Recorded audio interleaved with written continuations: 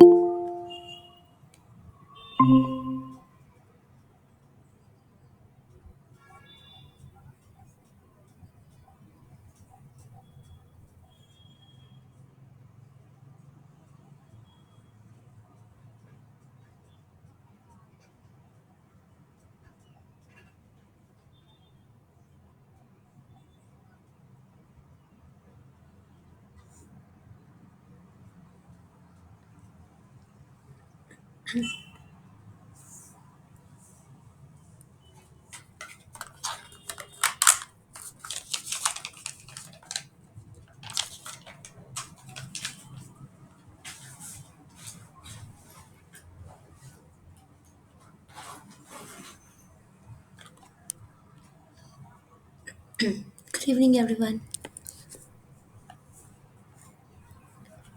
Good evening, ma'am. Evening.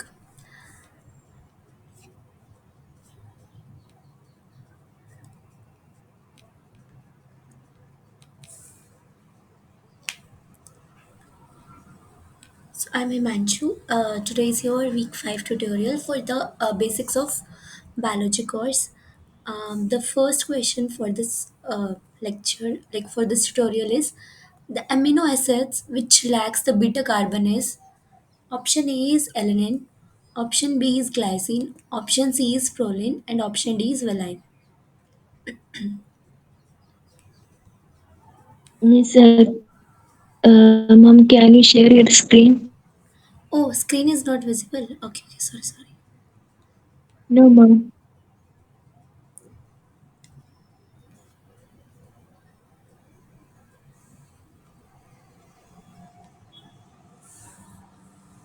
Now it's visible. Yes, ma'am. Okay. Sorry.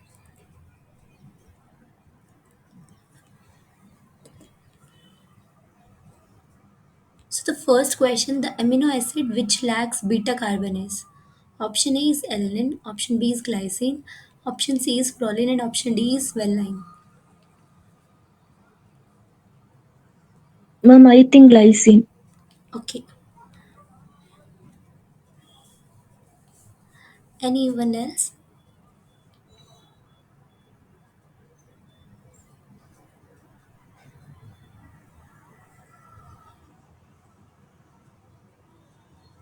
Okay, let's see. Yeah, glycine is the right answer for this question. So here we can see that it has only one carbon. This one is the functional group carbon, that is COOH, and this one is NH2. So the like what is this beta carbon? Beta carbon is the second carbon in the side chain of an amino acid following the alpha carbon. So this one is the alpha carbon, but there is no beta carbon, right? In this case. So glycine is one of the simplest amino acids. In the side chain of this glycine only this hydrogen group is present, right? So that's why they don't have any beta carbons in case of glycine. So the right answer for this question is glycine. So the next question is the amino acid with thioether linkages. Option A is methionine, option B is histidine, option C is leucine, and option D is arginine.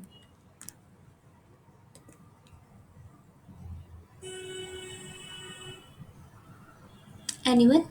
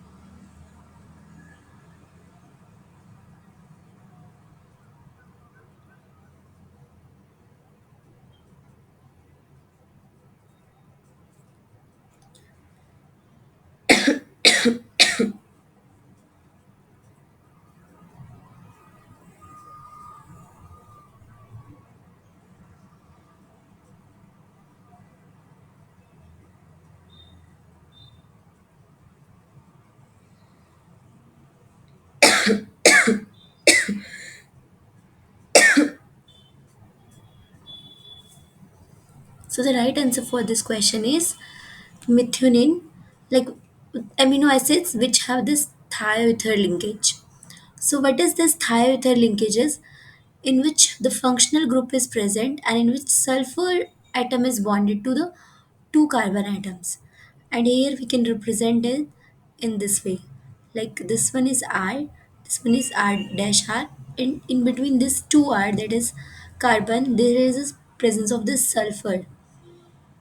R here can be alkyl or any aryl group is there, but in like the two bonded by the sulfur atom. So in case of methionine also thioether group is present.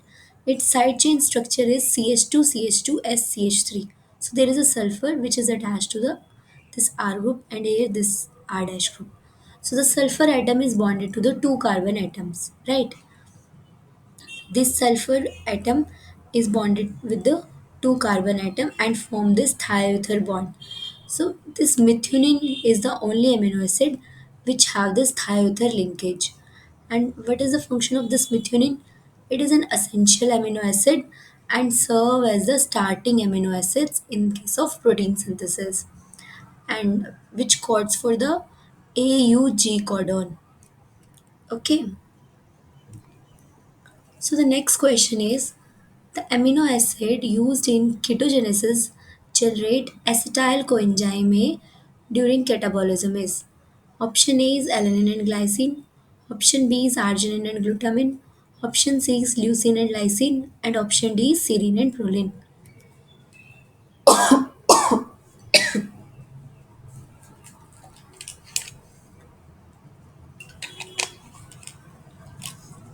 Ma'am, I think option C.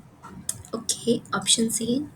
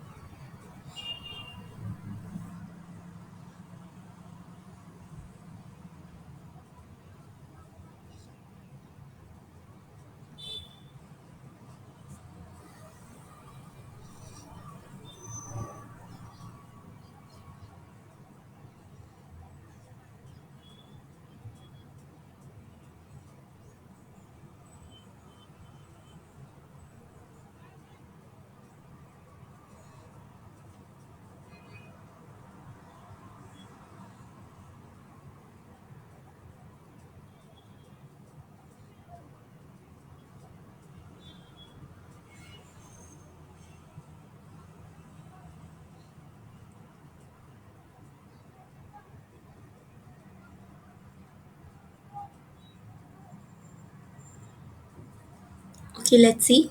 You are right. Leucine and the lysine is the right answer. So amino acids based on the catabolic pathway they follow, they are classified into the three different type of amino acids, right? Which one three like first is the glucogenic amino acids, second one is ketogenic amino acids, and third one is like whoever both types like both glucogenic and ketogenic. So, in case of glucogenic amino acid, they produce the glucose precursors like pyruvate or TC cycle intermediates. In case of ketogenic amino acids, it's produce a ketone. So, this leucine and lysine mostly they generate this acetyl coenzyme A and help this ki- produce this ketone bodies, right? So that's why leucine and lysine is the right answer because they mostly metabolize into the acetoacetyl coenzyme A or these acetoacetyl coenzyme normally used for the ketone body formation during the ketogenesis. And the amino acids which undergo both glucogenic and ketogenic, they are they placed under the third different group, that is which follow this both glucogenic and ketogenic. So leucine and lysine are the purely ketogenic amino acids because this leucine metabolize into the acetyl coenzyme A and acetoacetate, which are used for the ketogenesis. And lysine also, it will convert into the acetoacetyl coenzyme A and leading to the ketone body formation. So you're right, that is leucine and lysine is the right answer. So moving to the next question, the type of amino acid present within the interior, like interior core of this, like this is a plasma membrane, like which is present interior core of the globular protein as well as on the surface of transmembrane region of integral membrane protein is. Option A is amino acids with polar and acidic side chains. Option B is amino acids with polar and neutral side chains. Option C is amino acids with non-polar hydrophobic side chains. And option D is amino acid with multiple hydroxylic side chains.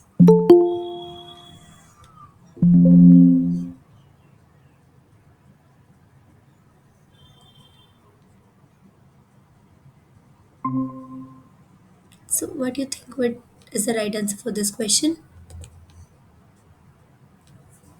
I think option C. Okay. Anyone else?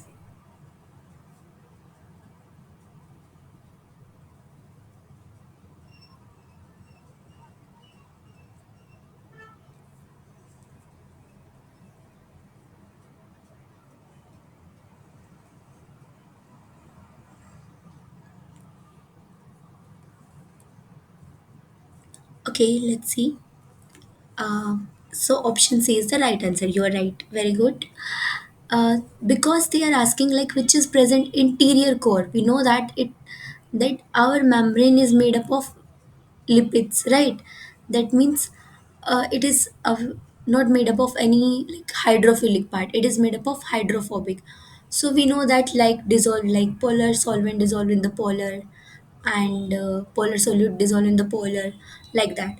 So that it is made up of lipids. So that's why the type of amino acid which is present interior core of this globular protein, like core of this globular protein, as well as on the transfer membrane, they have a with like what type of amino acid which have this non-polar hydrophobic side chains. We know that globular proteins have a hydrophobic core, that interior is made up of this hydrophobic and outside it is made up of hydrophilic surface. So they have a hydrophilic head and hydrophobic tail, right? So this interior core is made up of lipid. So that's why it is made up of non-polar and also hydrophobic amino acids, so that it can avoid the water, because it is present inside the lipid, right? It is made up of hydrophobic tail. That's why they have a like which type of amino acids which is non-polar and hydrophobic amino acids. And second is integral membrane protein. These protein also span the lipid bilayer, so that's why they also have like same thing, that they have a non-polar hydrophobic amino acid, so that it can allow to make the stable interaction with the lipid bilayer, right? So you're right. So next question is, in thin layer chromatography technique, the phase retards the movement of molecules during the interaction of samples. Option A is solvent phase, option B is stationary phase, option C is mobile phase, and option D is liquid phase. So in thin layer chromatography technique.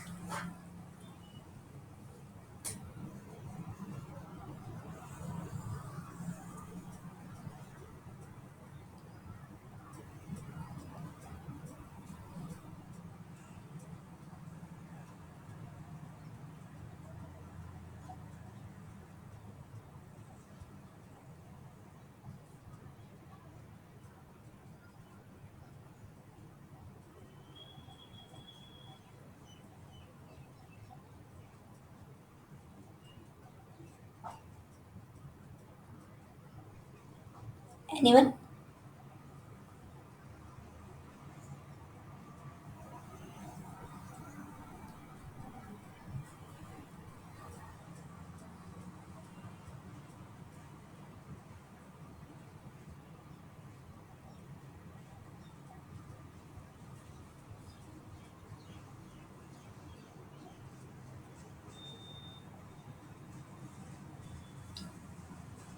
Here you can read the question carefully and then you'll be able to answer for this question.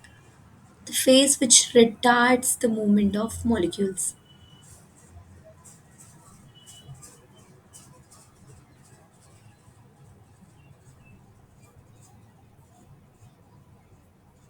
Anyone?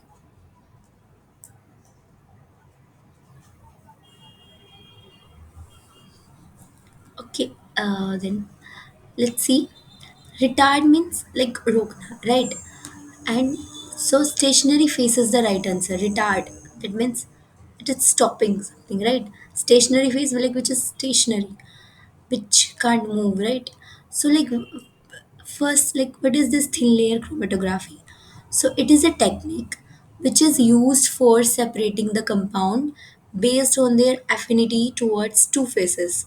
One is stationary phase and another one is the mobile phase. Stationary, as the name also depicting, that one is fixed and which retards the movement, right?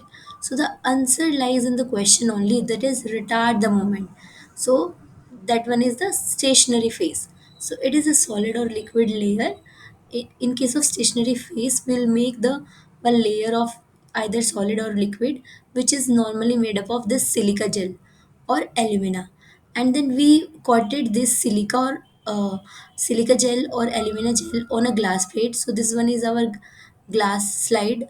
So we'll coat this slide with the silica gel or either with the alumina on this plate. So this silica gel is retarded. It retards the movement of molecule based on their interaction. Like if we are separating the molecules based on their polarity, wherever the polarity of this molecules lies, it will retard the movement there only.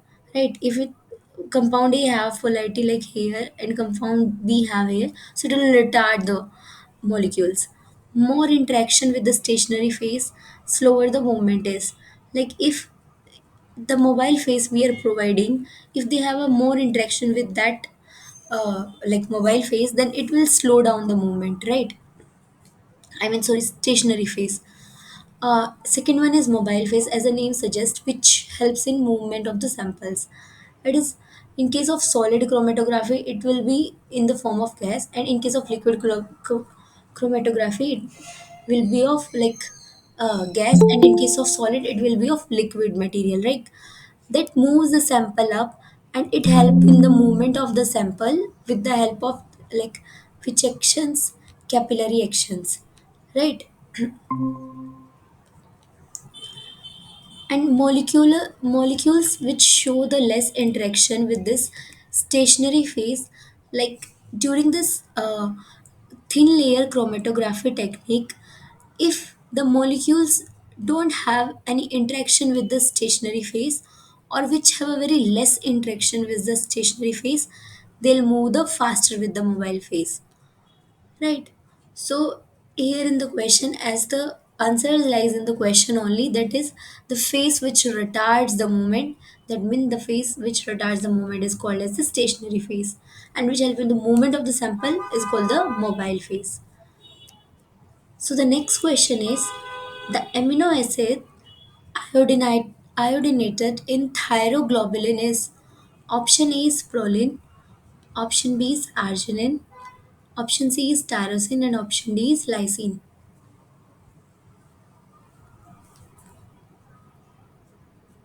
Anyone?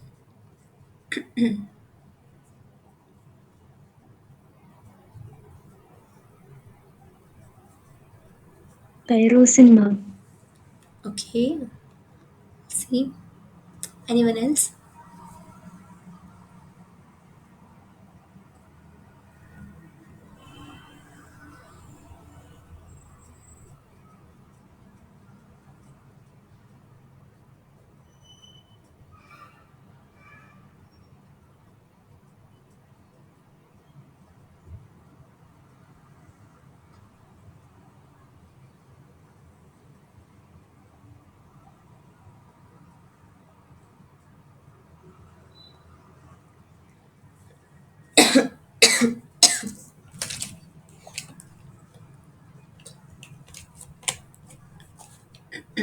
Okay, let's see. So you were right. The tyrosine is the right answer for this question. So here we can see that this is a thyroid stimulating hormones, and this one is a thyroid follicle. It forms the iodine plus like tyrosine. So it is using the tyrosine amino acids, and this tyrosine is iodinated in this thyroglobulin, and here two iodine molecule will form the iodotyrosine, and if one molecule of the iodine combined, it will form the monoiodotyrosine, right? So during the this thyroid like when this thyroid hormone formation is there, during that the amino acid which is iodinated in the thyroglobulin is the tyrosine only. So this is like simple question. So you were right. So the next question is, the structure solely stabilized by the covalent bond is. Option A is primary structure, option B is secondary structure, option C is tertiary, and option D is quaternary structure.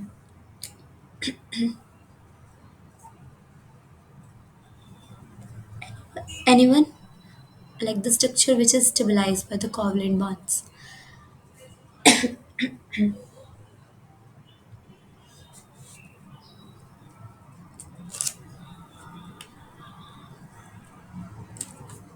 Ma'am, I think primary structure. Okay.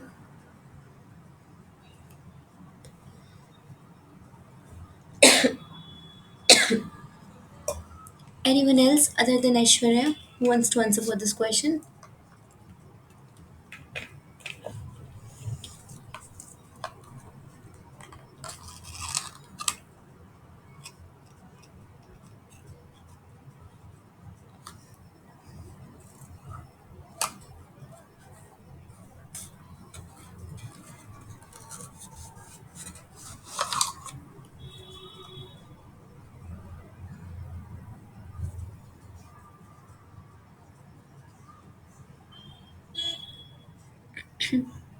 Okay, let's see. You are right. The primary structure is the in which only the covalent bond stabilize the structure is this only this is the primary structure.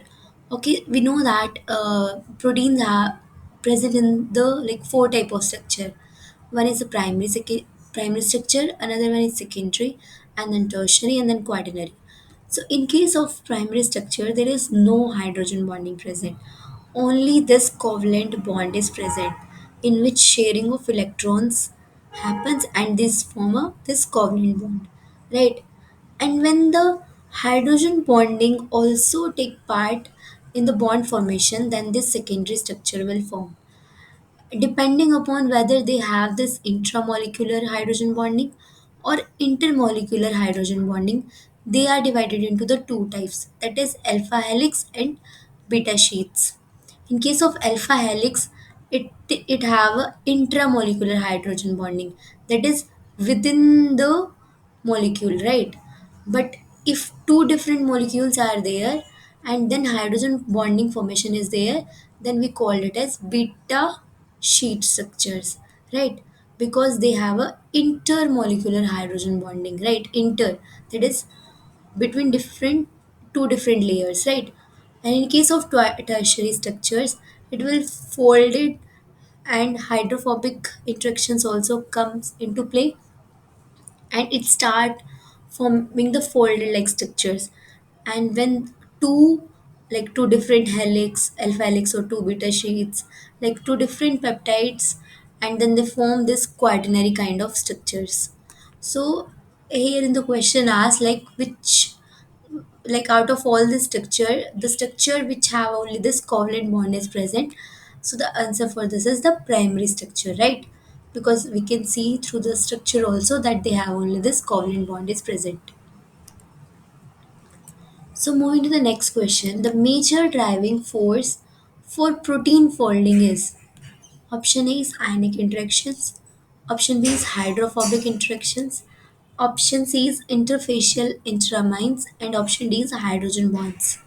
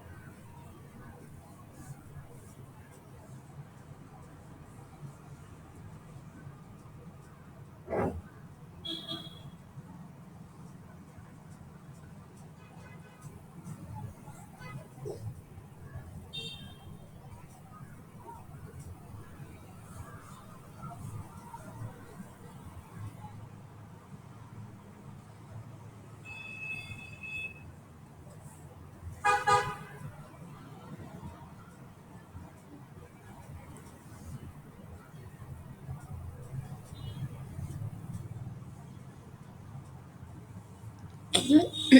Anyone? So the major driving force, like for any protein folding, is the hydrophobic interactions. So these hydrophobic forces, they will decide that the how the protein will fold, right? So if like depending upon the environment also, if they have a hydrophobic kind of environment, then they'll form the hydrophobic region outside and hydrophilic inside because they'll repel from themselves. So that's why the major driving force during this protein folding is the hydrophobic interactions only, right? And we know that this hydrophobic interactions, if the hydrophobic region is there, it is made up of this non-polar side chains, and they have non-polar amino acids, and like inside this polar amino acids will present, and in this type the protein folding will happen. Like if the environment is like hydrophobic kind, like lipid containing environment is there, in that uh, in that environment non-polar amino acids will come outside, and the polar amino acids will present inside of the core of this protein molecule, and they'll fold themselves so that they'll show the non-polar amino acids outside to the environment. If the environment outside the protein is the hydrophilic, that is water loving environment is there, in that case the protein will fold themselves, that they'll show this polar amino acids outside the, like outside, they'll expose their polar amino acids outside, and the inside of the core of this protein will made up of the non-polar, because now the house environment is this water loving hydrophilic environment is there. So like that protein will decide how they have to fold. So for that this hydrophobic interaction is important, right? So it will decide like how the protein folding will happen. So moving to the next question, the reagent used in the cleavage of polypeptide change after the aromatic amino acids. So out of all this, which one is the reagent which is used in the cleavage after the aromatic amino acids? And we know that what are aromatic amino acids which have this aromatic ring, and we have only three amino acid which is aromatic, that is phenylalanine, tryptophan, and tyrosine. So out of all the reagent, which one cleave the polypeptide chain after the phenylalanine, tyrosine, and tryptophan? Anyone?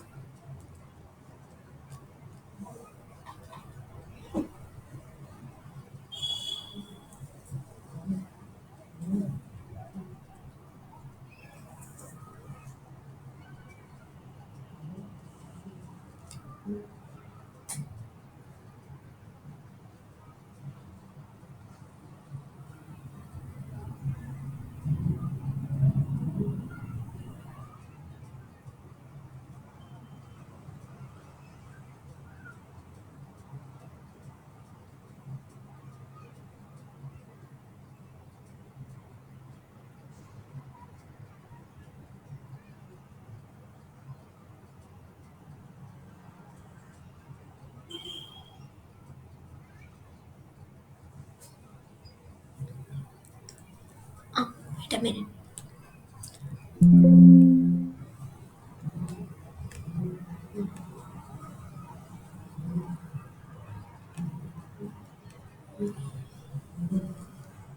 Okay, so let's see like what is the right answer for this question is, that is chemotrypsin. So this one is like you have to remember. Wait.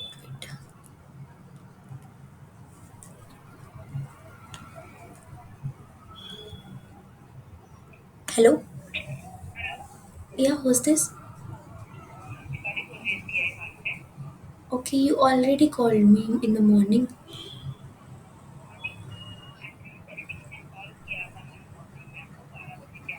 Yeah, yeah.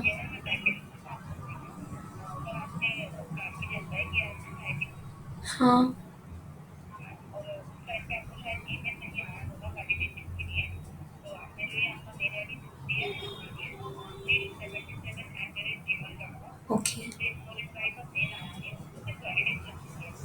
Okay okay fine. ठीक है मैं check करती हूँ. Wait wait wait wait.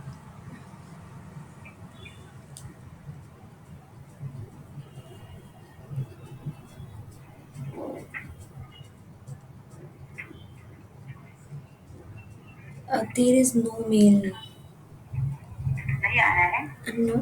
I think I have now no space in this no mail. Reply करके होगा madam subject इसका. I mean there is no mail as such for no reply. ऐसा कुछ आया नहीं है. नहीं है. देखिए mail ID Anshu ANSHU on ONTIL 77 Yes yes. @gmail.com. हाँ, Anshu until 7 7. हाँ 77 है ना मैडम. हाँ हाँ. वही है मैडम मेरा. ANSHUANTIL 77 @gmail.com. है मैडम वहाँ पे. देखिए Anshu ANSHU ONTIL No no no. ON नहीं. ANTIL. AN. हाँ AN या. अच्छा Anshu ANTIL 77 @gmail.com. Yes yes. Okay ठीक है मैडम. इस पे देखिए अभी मेल आया होगा आपको. मैंने करेक्शन करके भेजा है. Okay okay. हाँ या I'm waiting. हाँ तो उसको वैलिडेट कर दीजिए तो एप्लीकेशन आपके. Actually I am in between the class. Okay madam 2 minute नहीं लगेंगे. उससे से ना जनरेट ओटीपी करके उस बॉक्स में ओटीपी टाइप के सबमिट करता है तो मेल वेरीफाई हो जाएगा. जनरेट OTP किया. हाँ ओटीपी डाल दीजिए उसमें. और है ना मोबाइल डेटा के थ्रू करिए. वाईफाई थ्रू करेंगे तो वो नहीं होगा. जनरेट OTP किया बट आया नहीं अभी तक. आपको नॉर्मल टेक्स्ट मैसेज आएगा मैडम. जब मैं फोन कट करूंगी ना तो तभी आ जाएगा आपको. Okay then. ओके ठीक है.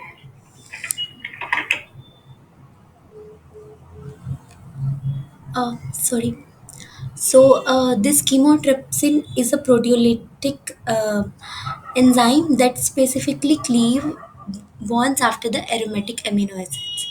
So, it will only cleave after this phenylalanine, tryptophan, and tyrosine, like which is made up of this aromatic amino acids. So, you have to remember the name. That is chymotrypsin is the agent like which normally cleave after this aromatic amino acids. And also like what are these reagent, like what are these enzyme, that is trypsin, cyanogen bromide, and pepsin cuts. This trypsin normally cleaved after the basic amino acid, that is lysine and arginine. And cyanogen bromide, it cleaves after the methionine only. And pepsin cleaves non-specifically, but it normally prefer hydrophobic residue, mainly under the acidic conditions, right? So the next question is the method used to determine the 3D structure of target protein is. Option A is chromatography, option B is mass spectroscopy, option C is NMR spectroscopy, and option D is X-ray crystallography. Anyone? Am I audible, right? Okay, okay.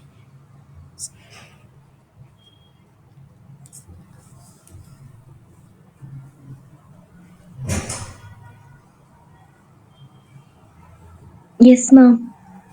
Okay. So which is the method used to determine?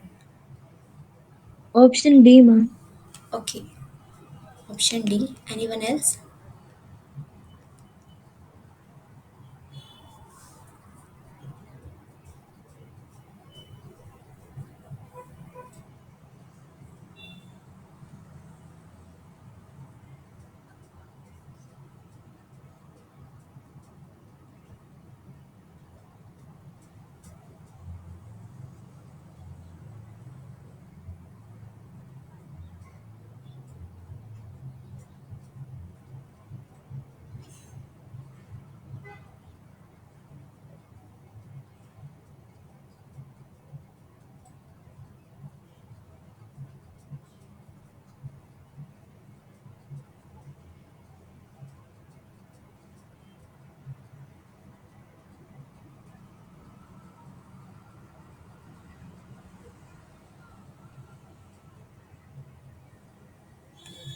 Okay, let's see. Oh, you are right that X-ray crystallography is the method which is used to determine the 3D structure of the protein. Chromatography, though we know that it is used to pu- purify the substances, right? We want polysolvent to purify the proteins basically. Mass spectroscopy, MS, that we used to isolate those proteins and to see which molecular weight of the protein is there, to separation of their proteins only. So X-ray crystallography normally used to study this 3D structure of the protein. Here this beam of X-ray will fall and it will give on the photographic plate, if this one is a single crystal, right? So this rays will form and it will diffract it back, and this on the photographic plates the structure will form, and then we can analyze those structure using the calculation of this X-ray crystallography, and then we can see what is the structure of these proteins.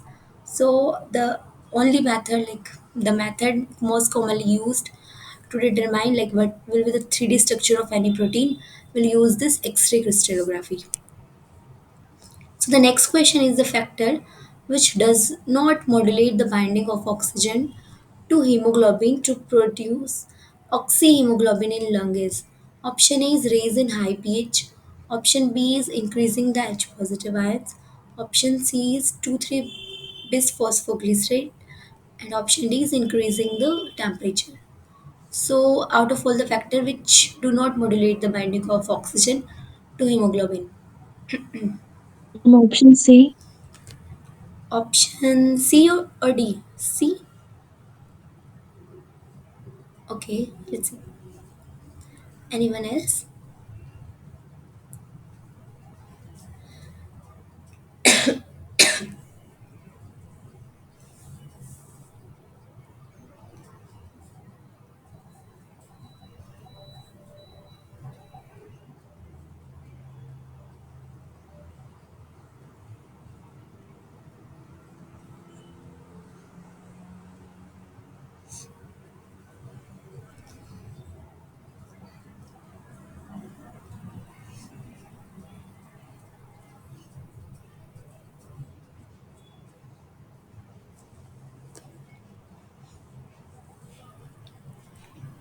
So the right answer for this question is um, D.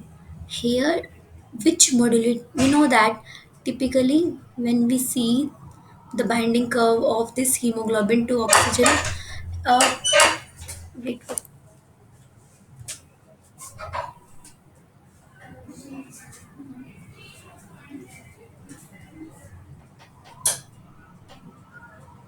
so they'll form this sigmoidal type of curve, and if we'll rise the pH, it will shift this curve, right? It will modulate the binding of oxygen.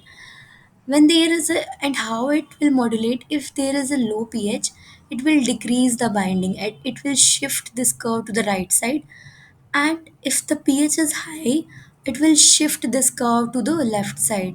That means it will increase the binding of this oxygen to hemoglobin. So this factor, it's modulate the binding of oxygen to hemoglobin, right? So this is not the right answer. Then increase the H positive. Also we know that pH formula is there. pH is equal to minus log of H positive ions, right? So directly increasing of H positive means increasing of acidic, increase of H positive ions means we are decreasing the pH, that is acidic pH. So acidic pH will decrease the binding of this affinity of this oxygen to hemoglobin, right, in the lungs, and it will shift this curve to the left side. And if we'll add this 2,3-BGA, 2,3-bisphosphoglycerate is a chemical which is a competitive inhibitor of this, and it will also increase the binding. Normally, in case of the people who live in a high altitude, they normally form this chemical, and in the research, it was found that it will increase the binding of this um, oxygen to hemoglobin. So the only thing which doesn't modulate the binding of oxygen to hemoglobin is increase the temperature. And pH, we normally called it as a Bohr effect.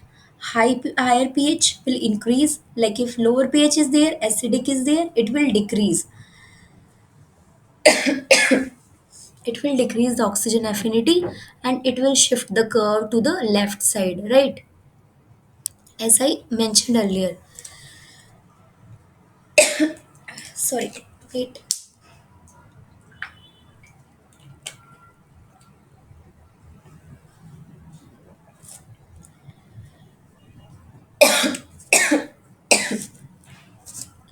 Second option is also this lower pH will decrease.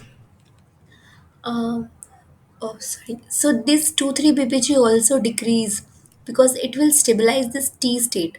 T state is a transition state, and transition state is a, we have a two state, like one is transition and one is relaxed state. So basically, this 2,3 ppj, this compound will do, it will stabilize the T state, that is deoxygenated state, not oxygenated. Oxygenated is a relaxed state, right? So it, if it will stabilize the deoxygenated state, so it will also shift this curve to the left side, and it will decrease the binding of this oxygen to the hemoglobin. And this 2,3 ppg is normally important for the people like who have to adapt to the high altitudes, when the people have to adapt to live in the high altitude, right? So the only thing which doesn't affect, that is the temperature, right? So the next question is the GTPase protein, which is involved in pinching of cladrine coated pits during uptake of LDL cholesterol is. Option A is Danamin, option B is Rho factor, option C is RAS, and option D is RAP. Anyone?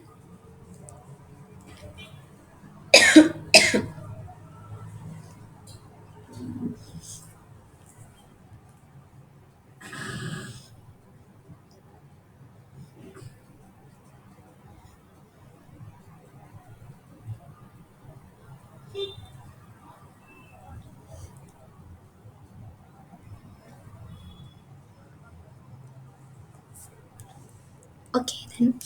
So Danamin is the right answer. This LDL suggests for what? That is low density lipoprotein cholesterol is taken up by the cells through the receptor mediated endocytosis, and which is like they'll pinch off this clathrine coated pits. In this process, like in the receptor mediated endocytosis, they form this clathrine coated vesicles, like this one is the plasma membrane. So this plasma membrane will form the clathrine coated vesicles, and then later it will pinch off from this plasma membrane, right? So here, like this dynamine play a role and help in the like final pinching of this vesicles. So this dynamine, what is this? It is a GTPase protein. GTPase means which convert the GTP into the GTP, and this GTPase protein play a crucial role in final pinching of these vesicles. It assembles around the neck of the hair, around the neck of this clathrine coated vesicles. This dynamine is present, right? And these hydrolyze the GTP, and it will then it will constrict from this plasma membrane, and then it allow also, it will help in internalization of the LDL containing vesicle into the cytoplasm for further processing. So this rho factor involved in the actin and all, RAS involved in the signaling pathway in the proliferation and all, and RAB help in the vesicles only, but not this cholesterol containing this clathrine coated pits. So the only answer for this is the dynamine, which help involve in the pinching of this clathrine coated pits during the uptake of this LDL cholesterol. Right. So moving to the next question, the pathogen cells and unwanted cell debris are squelched from the body through a process called. So here pathogen cells and unwanted cell debris squelched from the body. Option A is endocytosis, option B is exocytosis, option C is pinocytosis, and option D is phagocytosis.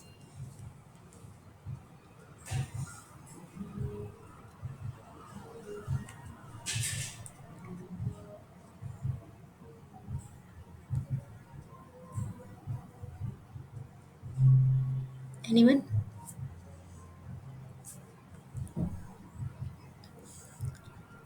So very Option D. huh. Okay, sorry. You are right that option D is the right answer. Uh, so this is the phagocytosis process in which these like squ- all the like debris particle they'll squelch from the body through this process only, phagocytosis. If in case of liquid, we'll use the term pinocytosis, and if this is like in the form of solid, we'll use this like for pathogens and cell debris, we'll use the term phagocytosis. Right? So you are right that phagocytosis is the right answer. To kill the pathogen in host, the inflammatory molecule are activated by option A is neuron, option B is liver cell, option C is monocyte, and option D is macrophages.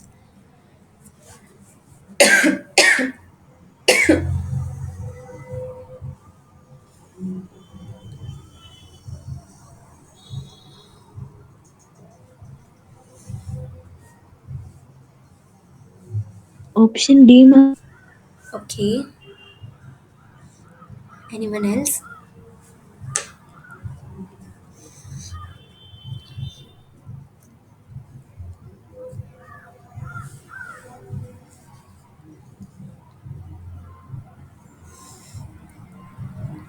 You are right. This macrophages is very easy answer. This kill the pathogen, and all the inflammatory molecules are activated by this macrophages.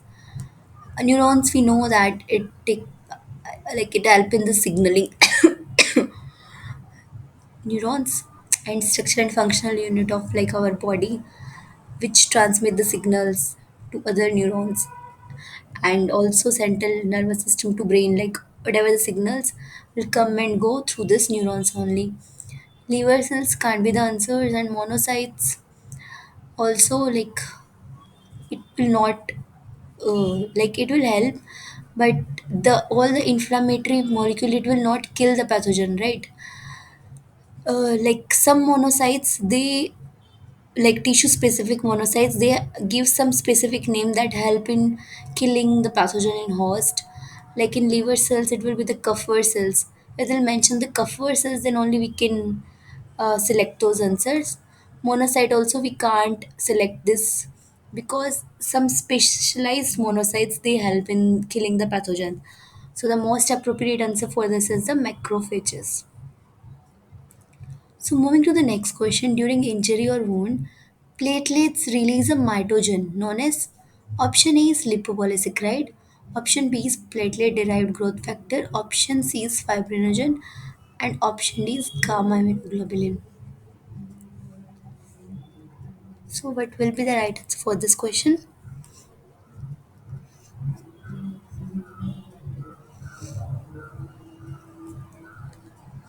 Platelets release mitogen.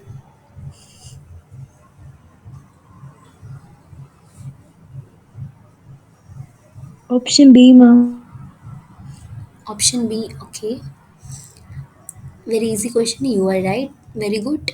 That platelet derived growth factors, through the question only we can see like maybe B is the right answer, and it's there. So this PDGF is a mitogen. It normally stimulates the cell proliferation. Mitogen is an agent like which normally stimulates the cell proliferation. Here in case of platelets also, this platelet derived growth factors is a mitogen, act as a mitogen which stimulate the cell proliferation factors. All the like PDGF, EGF, FGF, whatever the growth factor, if the term used, that means normally they help in the cell proliferation only. They take part in the cell proliferation of that particular thing. If platelet is there, that means it help in the platelet cell proliferation. If EGF is there, that epidermal growth factor, that means they help in the cell proliferation of epidermis, like that. So the next question is the most sensitive technique used to identify an antigen in a biological fluid. Option A is ELISA, option B is Southern blotting, option C is Western, and option D is chromatography.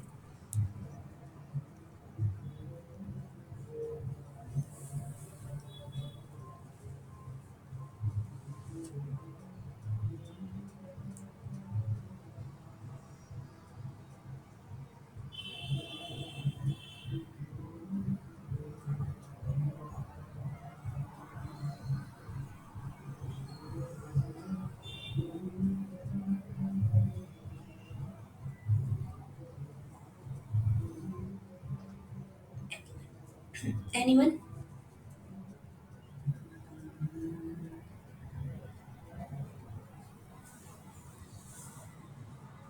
Ma'am, I think Elisa. Okay, we'll see. Okay, you are right. Very, very good. Eliza is the right answer. Here, southern blotting is like for DNA, we use this technique to transfer and see if matching is there. Western we use for the protein transfer and see like protein expression. And chromatography we use to purify the proteins. So the only technique remaining is the ELISA. So this is the enzyme linked solvent assay, and it is like more sensitive method to quantify the antigens and all. Like if we want like whether this is a viral infection or something is there, if you want to go for a test, that people will do this ELISA. Um, so it's use the principle of antigen antibody specificity only. Here enzyme linked reactions involves that amplify the signals, and these ELISA detect even very low concentration of antigen. Like even if it is present in picogram or nanogram, it will quantify with a very high accuracy. So the next question is the purpose of blocking solution in ELISA is for stopping the enzyme reaction or to block at the binding sites, to prevent the sample binding, and to block the remaining protein binding sites on the well. Like what is the purpose of the blocking solution we use during the ELISA?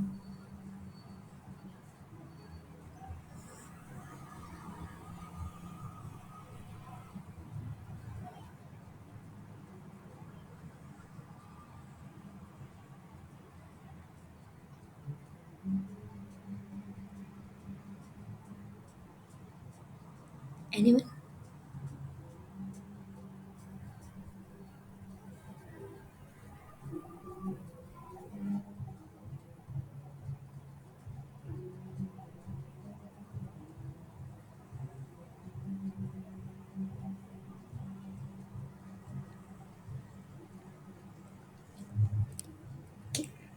So the right answer to block the remaining protein binding site.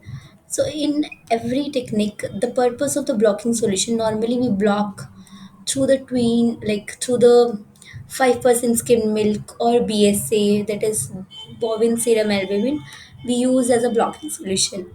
So if our antibody or protein is present there only, here also like if antigen antibody interaction is there only, so that it will detect with the pure accuracy. So the remaining protein binding site on the well, it will block through this blocking solution, right? So that it will prevent the non-specific binding, because we know that like antigen antibody binding is like very very very high. The dissociation constant is very low. Like if the dissociation constant like in 10 ki power minus 8 to minus 9, like that much low is there. If dissociation constant is low, that means they have very high specificity and high binding. So to prevent those non-specific binding, because we know that they have very high binding, so for that we use this blocking solution so that it will bind only to the specific part of the body, and to prevent the background noise and to reduce the false positive results, we use this blocking solution so that it will block the remaining protein binding site that will present on this on that well, right? So the right answer is D. So the next question is, which of the following is not correct regarding the thin layer chromatography? Option A is it is based on adsorption mechanisms. Option B is RF depends on the functional groups present on the analytes. Option C is retention factor is unaffected by temperature and layer thickness. And option D is non-polar compound will have the retention value than the polar compounds under some developing condition, which is not correct.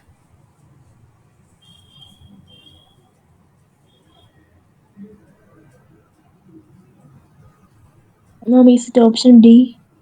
Okay, we'll see. Anyone else?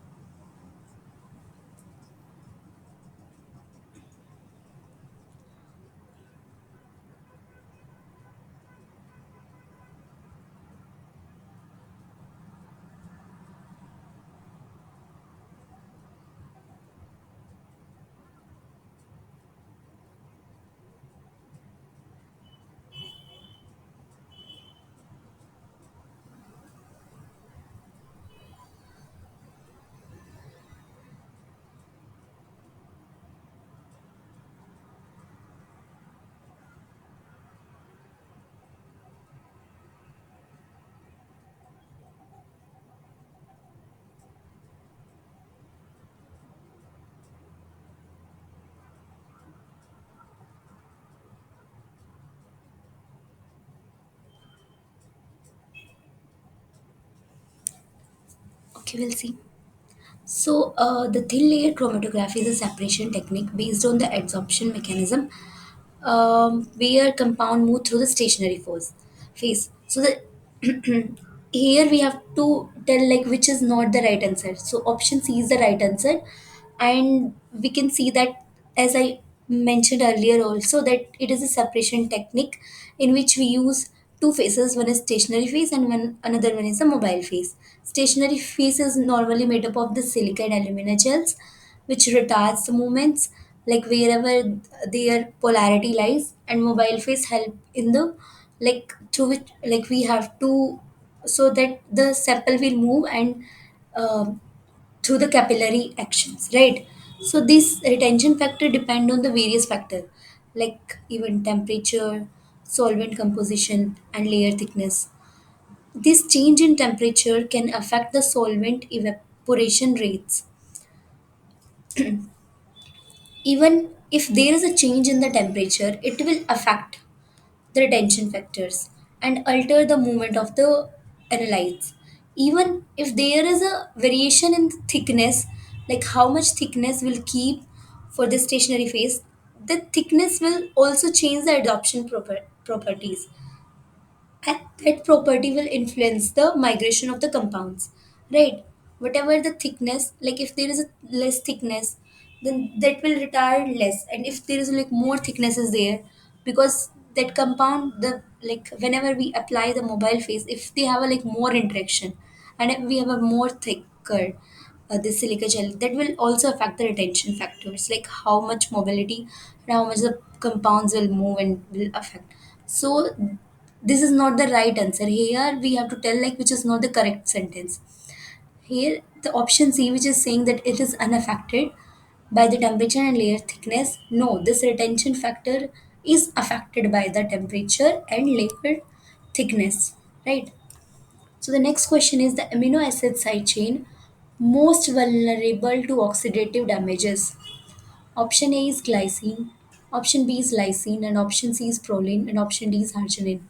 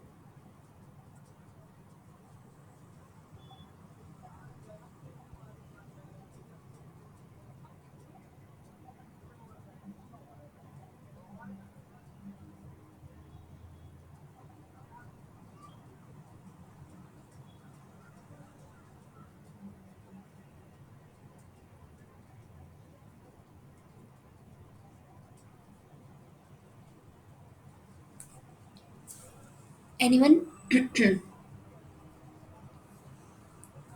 Most vulnerable to the oxidative damage. Anyone wants to answer for this question? Okay, let's Ma'am, see. I think option D. Sorry. Option B. Okay, you are right. Option B is the right answer. Uh, because this lysine has a very long, flexible side chain, and they have this primary amine group. Because of the presence of this amine group, it makes this lysine very like highly reactive. That's why it undergo oxidation very easily, and through the modification, it can go undergo like it can undergo carbonylation, cross-linking, conversion into lysine, because we know that in case of glycine there is no side chains, so it is less prone to oxidative damage, right? So it can't be the answer. Next is proline, because we know that in case of proline there is cyclic imino group, right? Imino means they have a double bond, right? And also cyclic in cyclic form, so which make it more structurally stable against the oxidation. So this can't be the answer. In case of arginine, it is a guanidinium group which is less reactive than lysine epsilon amino group. So that's why this lysine is the right answer for this question. So the last question is the type of saturation curve exhibited in hemoglobin for oxygen and carbon dioxide binding is option A is hyperbolic, option B is parabolic, option C is sigmoidal, and option D is linear.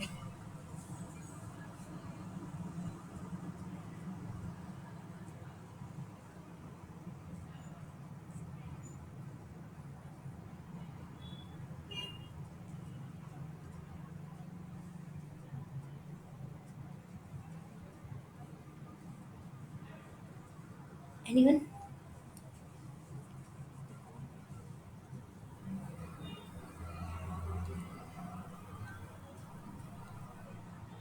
Anyone wants to answer for this question?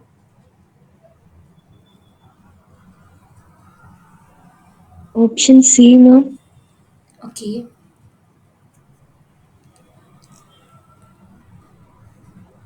okay, let's see. So you are right, sigmoidal. As I mentioned earlier, also they form this sigmoidal kind of curve. So this oxygen and with the hemoglobin or oxygen with the carbon dioxide. Here we can see that this S-shaped structure is there. That is sigmoidal kind of curve. That's all for today's class. Thank you. Any doubt? Thank you, ma'am. Okay. Um, Bye.